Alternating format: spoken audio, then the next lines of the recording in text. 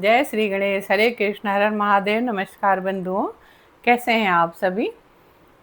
अभी तो सावन चल रहा है, निश्चित तौर पे सावन का आनंद ले रहे हैं आप सभी। बंधुओं, आज हम लोग यात्रा करेंगे। अंतर यात्रा की यात्रा है भगवान विष्णु के आगे के नामों पे। जैसा आप सभी को ज्ञात है कि भगवान विष्णु के सहस्त्र नाम की हम लोग आजकल रसास्वादन कर रहे हैं। तो बिना देर किए हुए मैं अलका सिंह आप सभी से चाहती हूँ कि हम लोग इस यात्रा पर अब बस प्रस्थान करें। भगवान के आगे के नाम है उपेंद्र वामन प्रांशु अमुक सूचि ऊर्जित अतीन्द्र सग्रह सग्र घृत आत्मा नियम यम। शास्त्रों में वर्णन है कि जो इंद्र से ऊपर है, जो देवताओं में श्रेष्ठ है, वो उपेंद्र जो वामन अवतार में, वामन रूप में पूरे लोक में को 3 पग में ही जो नाप ले, वो परमात्मा जो विश्व स्वरूप है, जिसका कोई प्रयास कभी निष्फल नहीं होता, वो अमोघ है, वो अजर है, वही पूजन्य योग्य है, वही स्मरण करने योग्य है, वही स्तुति करने योग्य है। और जब भी कोई इंसान उस परमात्मा की स्तुति करता है, स्मरण करता है, वो इंसान स्वयं बहुत पवित्र हो जाता है, क्योंकि उस परमात्मा का स्वरूप ही ऐसा है। वो अतीन्द्रिय है, प्रलय के समय जो संग्रह करता है, जो हमारे बुरे वक्त में हमें संभाल लेता है, जो हमारे कितनी भी त्रुटियां हैं उसको माफ कर देता है, और जो सृष्टि का कारण होने से सग्र है, जो अपने एक रूप को एक रूप से ही, एक स्वरूप में ही धारण किए है, वो ईश्वर घृतात्मा है, वही नियम है और वही यम है। वो परमात्मा जिसकी जितनी भी हम लोग चर्चा कर लें वो कम है, क्योंकि वो अनंत है, वो सर्वेश्वर सर्वत्र विराजमान है। वो सर्वेश्वर जिसके जितना भी हम लोग ध्यान कर लें, पूजन कर लें, जप तप कर लें, नाम जप कर लें, फिर भी जीवा थक जाएगी, पर उस परमात्मा का व्याख्यान कभी भी कम नहीं होगा। क्योंकि ऐसा ये रस है जिसको कितना भी पीते रहिए कभी संतुष्टि नहीं होती, आत्मा तृप्त नहीं होती, बस और आत्मा की ये अभिलाषा रहती है। बस जितना रसास्वादन हो सके, जितना परमात्मा के पवित्र नाम इन कानों में पढ़े, जितना मन मस्तिष्क उनके चरणों का ध्यान करे, बस उसी में मन लगा रहता है और उसी में परम शांति मिलती है। भगवान के आगे के नाम है वेद वैद सदा योगी विरहा माधव मधु अतीन्द्र महामय महोत्साह महाबला। वो परमात्मा जो जानने योग्य है, जो सभी विद्याओं का ज्ञाता है, सर्व विद्या ज्ञाता है, जो प्रत्यक्ष रूप से सदा योगी है, वही परमात्मा जो धर्म की रक्षा के लिए दुष्टों का, राक्षसों रूपी इंसानों का या राक्षसों का वध करता है, मारता है, और वही विरहा और विद्यापति है। वो माधव है, हरि है, जो सबसे भी ज़्यादा मात्र याद कर लेने से हमारे हृदय में मिठास भर देता है। शहद की मिठास भी उसके आगे फीकी है। वो मेरा माधव, वो हम सब का माधव, जो हर विषय से रहित है, अतीन्द्रिय है, हर पल जगत की रक्षा के लिए उत्साहित रहता है और सबसे इस सृष्टि में बलवान और शक्तिशाली है। वो हरि है, वो हरि ही हर है, वो हरि ही ब्रह्मा है, वो हरि ही विष्णु है, वही राम और वही श्याम है। नज़रों का दोष या सोचने का दोष तो हम सबका होता है कि हम लोग उसे किस रूप में ध्याते हैं, किस रूप में उसका गुणगान करते हैं।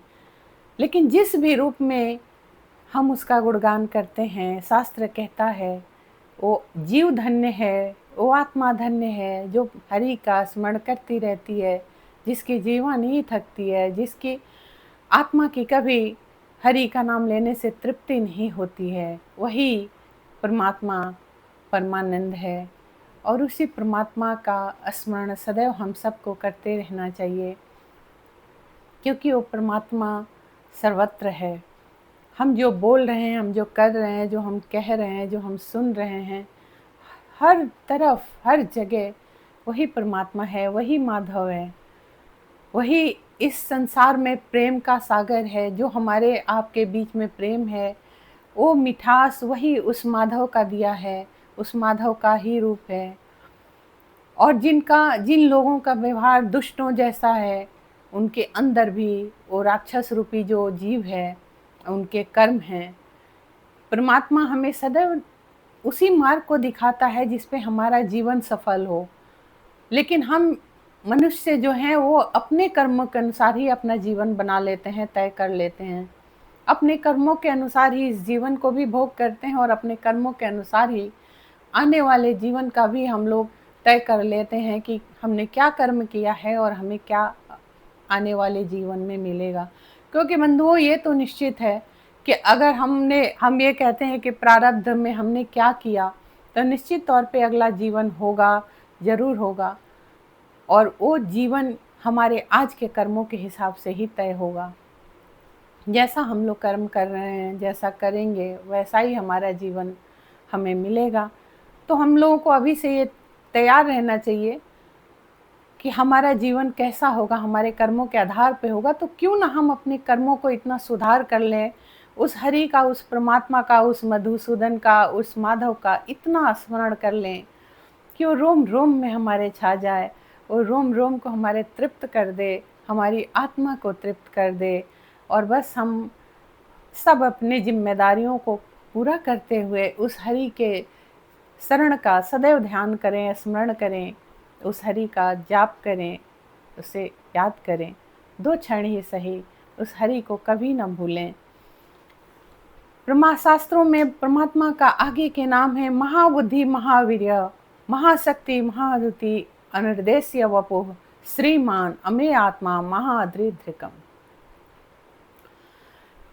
शास्त्र कहता है वो जो सबसे बुद्धिमान है, संसार की उत्पत्ति के लिए वो महावीर है, वो सर्व सामर्थ्यवान है, वो महाशक्ति है, वही ब्रह्मा जो हमारे आपके अंदर है, बाहर है, सर्वत्र है, वो महाद्युति है। स्वयं वो ज्योति है, प्रकाश है, हर तरफ वो प्रकाशित हो रहा है।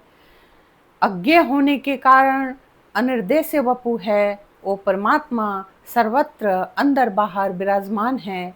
अमे आत्मा है, जो जीवों में गायों के भी जो रक्षक है, वो माधव जो मंद्राचल और गोवर्धन को धारण किए है, वो मधुसूदन ही महादृढ़ है। बंधुओं, परमात्मा के इतने नाम हैं जिनका गुणगान हम लोग चाहे जितना भी कर लें, बस शब्दों की ही कमी हो जाती है। लगता है कि अभी तो कुछ पाया ही नहीं, क्योंकि ये अतृप्ति ही हम मनुष्यों के जीवन को सुंदर और सुगम बनाएगी। ये जो परमात्मा के नाम की अतृप्ति है हमारे आपके मन में, यही हमें परमात्मा के चरणों के और करीब ले जाएगी। यही जो अतृप्ति है हमारे अंदर, यही परमात्मा के स्मरण करने के लिए, परमात्मा की स्तुति करने के लिए और हमें विवश करेगी, ढकेलेगी कि परमात्मा के नाम का रस स्वादन करो, उस मधुसूदन का नाम का रस स्वादन करो। क्योंकि जो नित्य हमारे हर तरफ छाया हुआ है, कब सुबह हुई, कब शाम हुई, कब रात हुई, कब दिन निकल गया, कब हम सुबह फिर आ गए, उठ गए, सर्वत्र वही है। वही हमें सुलाता है, वही हमें जगाता है, वही हमें राह दिखाता है। लेकिन वो सदैव अच्छे ही राह दिखाता है। निर्भर सब कुछ हमारे ऊपर करता है कि हम जो जीव हैं वो कितना उस परमात्मा के दिखाए हुए निर्देशानुसार चलते हैं। क्योंकि अंतरात्मा सबकी गवाही देती है, अंतरात्मा सबकी बोलती है, अंतर आत्मा सबकी कहती है यस या नो, ये काम कीजिए, ये काम नहीं कीजिए, सही है या गलत है। इतना विवेक बुद्धि परमात्मा ने हम इंसानों के अंदर, मनुष्यों के अंदर दिया है कि यदि हम उस चीज़ को फॉलो करें, हम अपनी आत्मा की, अपनी अंतरात्मा की आवाज़ को सुनें, तो शायद हम कभी गलत नहीं करेंगे, क्योंकि हमारे कदम वहीं ठिठक जाएंगे, वहीं रुक जाएंगे। आत्मा कहेगी कि नहीं, ये तो तुम्हारे लिए बिल्कुल हितकर नहीं है। तो क्यों ना हम परमात्मा के उस इशारे को समझें जो हमारी आत्मा कहती है, फिर हम उस दिशा को पकड़ें और अपने जीवन को सुदृढ़ और सुंदर बनाएं। उस परमात्मा का गुणगान करते हुए हम अपना जीवन यापन करें, उस परमात्मा का गुणगान करते हुए ही हम अपनी जिम्मेदारियों का निर्वहन करें, उस परमात्मा का, उस हरि का, उस केशव का ध्यान करते ही हुए हम लोग अपना दिनचर्या शुरू करें। उसके मिठास को अपने अंदर भर कर क्यों न हम इस समाज में कड़वाहट को दूर करें, क्यों न हम इस समाज में अपने मधुर वाणी से सबका दिल जीतते रहें, क्यों न हम उसी हरि के नाम का गुणगान करते हुए इस समाज में अगर किसी को कोई कहीं पे भी किसी को कष्ट है तो उसका कष्ट हम हमारे जितना बस में हो उसका निवारण करें। ज़रूरी नहीं है कि हर चीज़ का निवारण धन से होता है। आप किसी से 2 बोल प्रेम के बोल दीजिए, उसका कष्ट दूर हो जाता है। किसी से सिर्फ़ इतना ही कह दीजिए, मैं हूँ ना, उस समय वो परमात्मा का ही स्वरूप वो व्यक्ति होता है उस अगले व्यक्ति के लिए जो परेशानियों में है, जो कष्ट में है, जो परेशानियों में। अगर उससे किसी ने कह दिया तुम परेशान ना हो, मैं हूँ ना, बेशक आप कुछ भी नहीं करिए, लेकिन उसका जो आत्मबल है, उसका जो हौसला है, वो 2 गुना नहीं, वो 10 गुना बढ़ जाता है।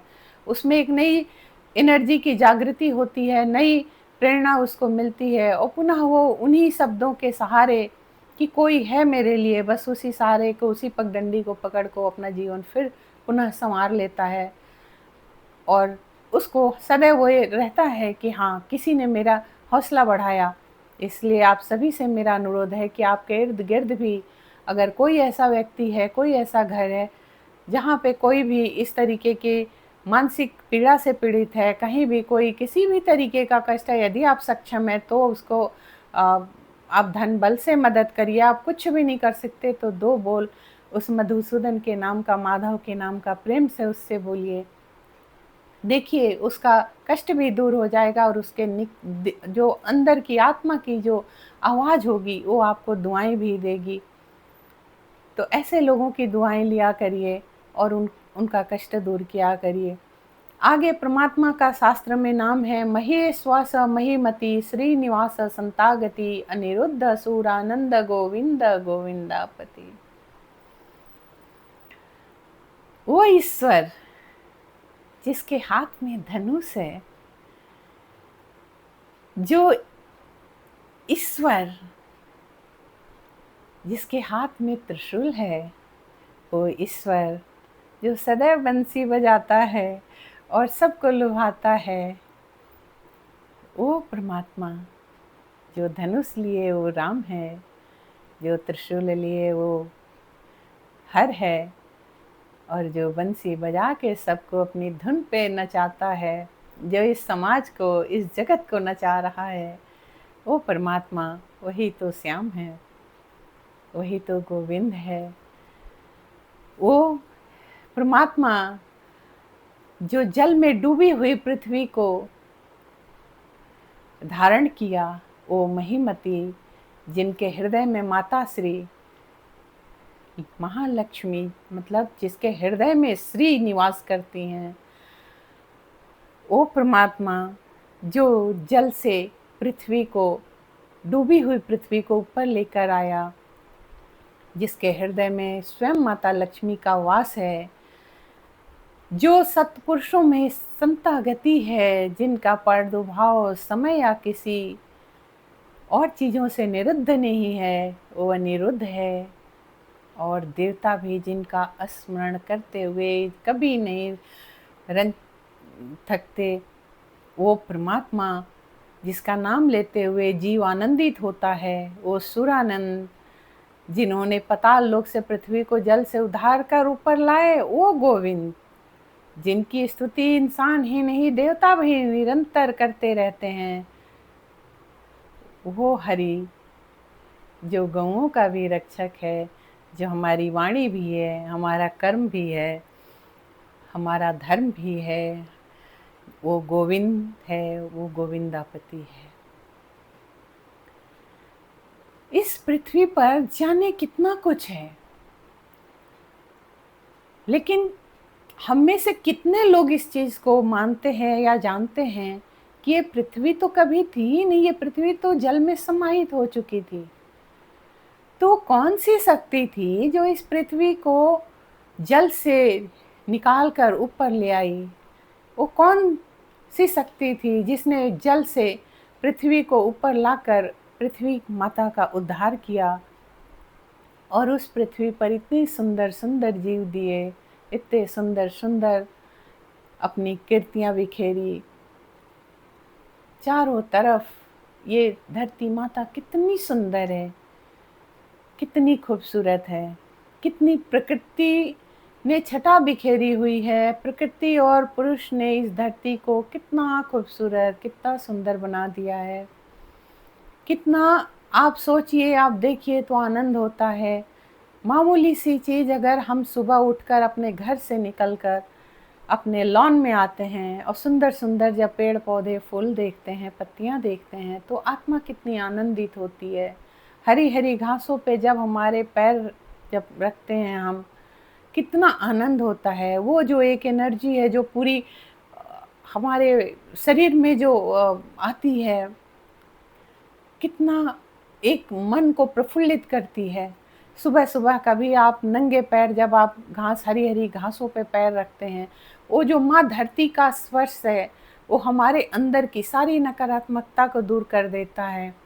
वो हमें बताता है कि हे इंसान, हे जीव, तेरी असलियत यही है, मैं ही तेरी असली माँ हूँ। बाकी तो ये दुनिया है, सभी रिश्ते नाते संसारिक बंधन है, उसको तो तुझे बहुत ही अच्छे से निभाना है, पर मैं ही तेरा आरंभ हूँ और मैं ही तेरा अंत हूँ। क्योंकि वो माँ धरती अनंत है, उसकी गहराई को मापना हम सबके बस की बात नहीं। पर उस धरती को, उस पृथ्वी को वो जो जल से ऊपर लेकर आया, वो मेरा परमात्मा, वो मधुसूदन, वो हरि, वो भगवान विष्णु, वाह, जिनके स्वयं हृदय में माँ लक्ष्मी सदैव विराजती हैं, वो श्रीपति, वो श्रीनिवास, वो सब हम सब लोगों का जगत पिता, वो जगत को धारण करने वाला परमात्मा, उसको कोटसा प्रणाम है। सुबह उठकर जरूर उस परमात्मा को याद करिए। रात को सोने से पहले जरूर उस परमात्मा को धन्यवाद करिए, क्योंकि सब कुछ जो कुछ भी है वो उसी प्रभु की लीला है, उसी प्रभु की कृपा है।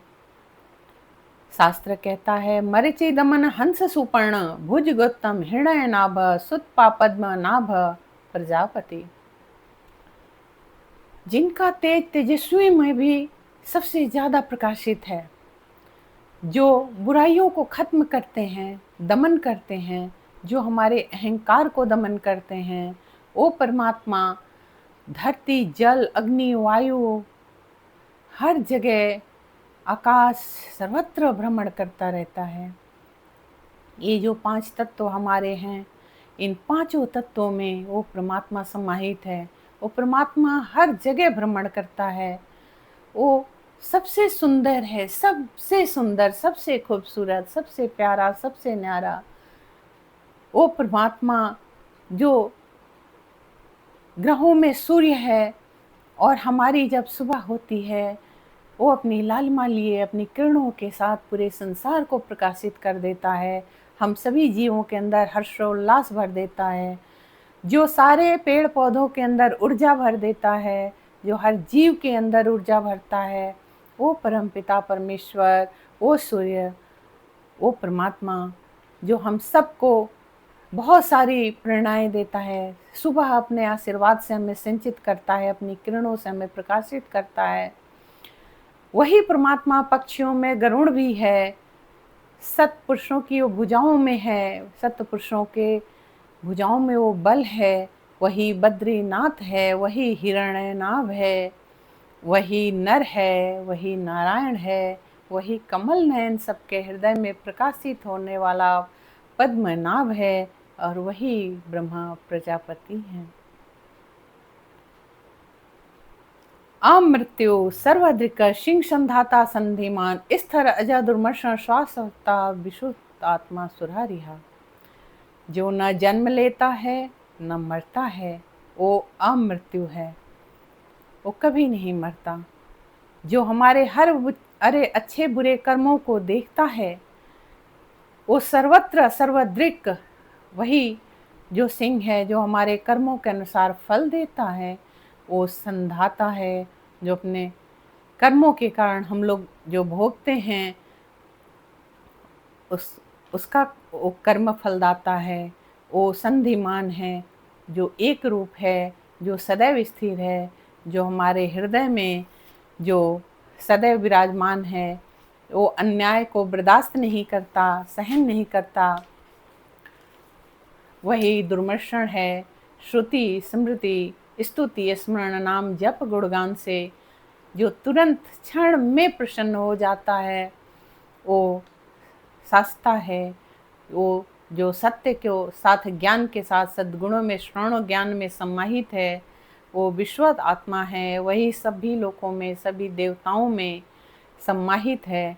जो दानों का राक्षस रूपी जो भी दानव जो राक्षस रूपी हैं, लेकिन वही हम जीवों के बचाव के लिए, हम जीवों की रक्षा करने के लिए उन राक्षसों को जो मारता है, सजा देता है, वही सुरारिहा है।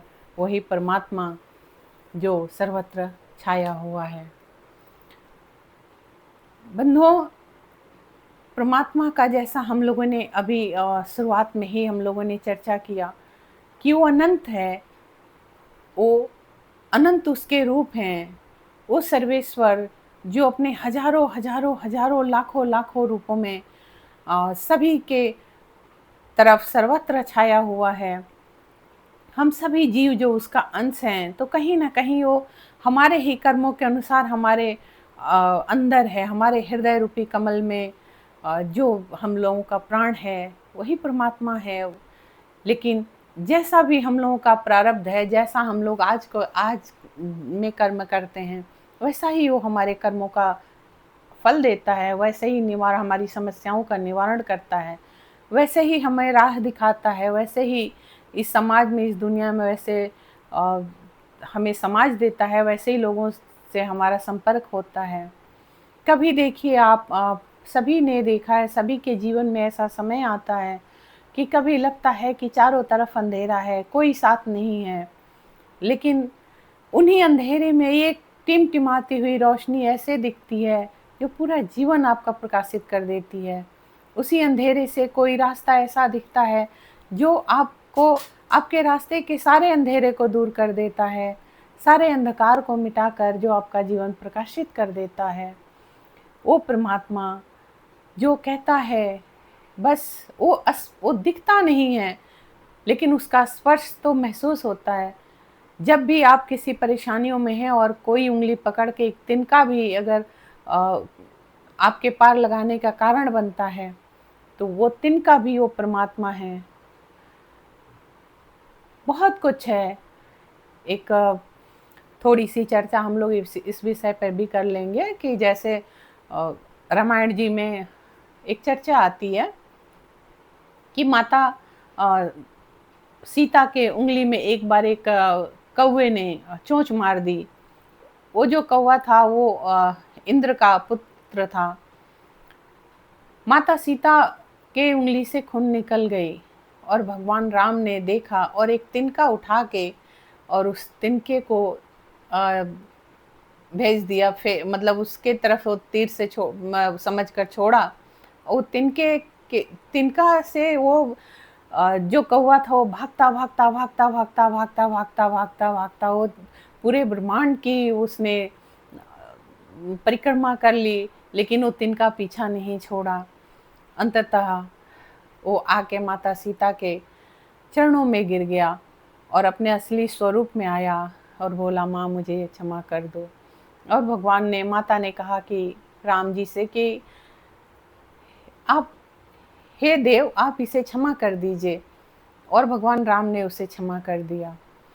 तो बहुत कुछ है हमारे शास्त्रों में कि जब भगवान राम ने अगर एक तिनका उठाकर अगर उस कौवे को पूरे ब्रह्मांड में घुमा दिया, तो क्या सीता यूं ही चोरी हो गई थी? क्या सीता को यूं ही हरण कर ले गया रावण? नहीं, परमात्मा ने बहुत सारी लीलाएं करने के लिए, बहुत सारे हम लोगों को शिक्षाएं देने के लिए लीलाएं करी है। क्योंकि जब तक हमारा ही कोई, हमारे जैसे ही कोई आचरण करके नहीं दिखाएगा, तब तक हम शिक्षा कैसे लेंगे? भगवान को भी इस धरा पर किसी न किसी मनुष्य के रूप में अवतरित होना पड़ा, इसलिए ताकि इस मानव जाति को एक प्रेरणा मिल सके, इस मानव जाति को जीने की कला मिल सके, इस मानव जाति को जीने के तौर तरीके आ सकें, इस मानव जाति को कैसे सरवाइव करना है अपने लाइफ में, कैसे इस जीवन को सुंदर सुदृढ़ करना है, कैसे जीना चाहिए, ये सब सिखाने के लिए भगवान ने लीलाएं करी। बहुत सारा कुछ है। धीरे धीरे हम लोग अपने विचारों को रखेंगे, सुनेंगे, समझेंगे। अब आप सभी से इजाज़त चाहती हूँ, लेकिन पुनः एक अनुरोध करना चाहती हूँ। अभी तक जो भी मेरी वीडियोज़ आ रही हैं, आप में से जो भी हमारे इष्ट बंधु, भाई, मित्र, बहनें जो कमेंट्स कर रही हैं, उनका तहे दिल के अनंत गहराइयों से बहुत बहुत हार्दिक आभार। और जो लोग मेरी वीडियोज़ को देख रहे हैं, उनका भी बहुत बहुत आभार। बहुत सबको शुभकामनाएँ भी। अब भी बहुत सारे त्यौहार भी आ रहे हैं। अभी 9 तारीख को रक्षाबंधन है, 15 अगस्त आ रहा है, 16 को जन्माष्टमी आ रही है। उन सभी त्योहारों की सभी को बहुत बहुत शुभकामनाएं। आप सभी लोगों से यही मेरा कहना है कि देखिए, ये जो सुंदर हरि चर्चा है, इसमें ज़्यादा से ज़्यादा भागीदार बनिए, ज़्यादा से ज़्यादा लोग मिलकर इस हरि चर्चा को कीजिए। मैं जानती हूँ, बहुत भली भांति जानती हूँ कि आप में से बहुत लोग हैं जिनको 2 मिनट चर्चा करने के लिए भी नहीं मिलता है। तो आप किसी भी समय आप मेरी वीडियो को सुनिए और आइए समझिए कि हम लोग साथ आमने सामने बैठकर चर्चा में रसास्वादन कर रहे हैं, भगवान का रस ले रहे हैं, नाम का स्मरण कर रहे हैं, नाम का रस ले रहे हैं। ये सोचकर ही आप लोग कुछ पल के लिए मेरी वीडियोस को देखिए। और आप सभी लोग मेरे वीडियो को, जो लोग भी सब्सक्राइब नहीं कर पाए हैं, उनसे अनुरोध है कि मेरे वीडियोस को ज़्यादा से ज़्यादा सब्सक्राइब कीजिए, ज़्यादा से ज़्यादा लाइक कीजिए। आपका कुछ नहीं जाता एक लाइक बटन दबाने में, सिर्फ आपकी उंगली का एक कमाल होता है। आपके कोई पैसे नहीं लगते हैं, लेकिन हमारे जैसे लोग, जो भी हम लोग मेहनत करते हैं, इतनी मेहनत करते हैं, तो हमारा हौसला बढ़ता है। हमें लगता है कि आप सब हमारे हैं, हमारे साथ हैं, हमारे साथ सभी खड़े हैं। और ये जो छोटा सा आप लोगों का ये सहयोग है, इसमें कुछ भी आपका नहीं जाता, आपका ना तन मन धन कुछ भी नहीं लगता। बस एक हल्का सा स्पर्श मोबाइल के ऊपर जाना चाहिए, जिससे कि वीडियोज़ आप लोग जब मेरे देखें तो उसे लाइक करें, सब्सक्राइब कर दें, बेल बटन दबा दें, और मेरे बंधुओं ज़्यादा से ज़्यादा इसे शेयर करें। इसी के साथ आज की ये अंतर यात्रा को यहीं विराम देते हैं। हरे कृष्ण।